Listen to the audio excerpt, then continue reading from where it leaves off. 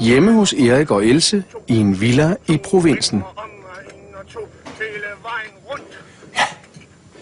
Ja, Bamse. Sådan. Bare skub til den åndssvage lille kylling. Det er dig, der bestemmer, Bamse. Og sådan er det. Det er dig, der er chef. Ikke? Ligesom Erik. Ligesom Erik er chef. Hvorfor svarer du ikke, når jeg kalder, søde Erik? For helvede. Så er freden forbi. Nå, sidder du og ser børnetimen, Erik? Ja, og hvad så? Er det nu blevet forbudt, eller hvad? Nej, det er da ikke blevet forbudt. Jeg vil bare godt lige tale med dig, Erik. Jeg ser børnetime, for helvede.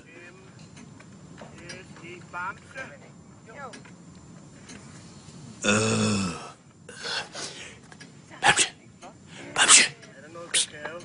Kan du se Elses klamme røde stænger? Det er kraftigt, lige så klamme og mærkelige og røde som kyllingsstær. Bamse. Du skal slå Else ihjel for mig. Slå hende ihjel for mig, Bamse. Erik, sidder du og taler med fjernsynet, Erik? Hvad er det for noget med dig, Erik? Hold dog din kæft og skænk mig noget mere rødvin. Nej, skal der skæres lidt ned på alt det rødvin, Erik. Hvad for noget? Ja, jeg har talt med Dr. Bjelke i dag, Erik. Han er psykopat. Nej, han er ikke psykopat, han er vores læge. Og han siger, at det altså ikke går længere med alt det rødvin, Erik. Det er fyldt med sulfitter.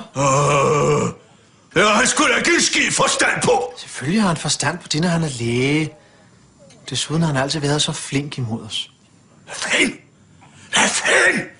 Har du bollet ham, altså? Nej, er det ikke bollet, Dr. Bjelke? Altså, hvad er nu det for noget vrøvl, Erik? Det liderlige lægesvin. Jeg slår en kraftig med ihjel. Så, Erik. Der skal altså skæres lidt ned på alt det rødvin. Du er også begyndt at se så underligt misfarvet ud i ansigtet. Og jeg går i seng. Jamen, Erik.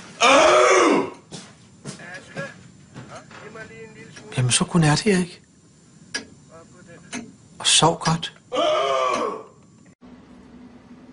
De har set rytteriet.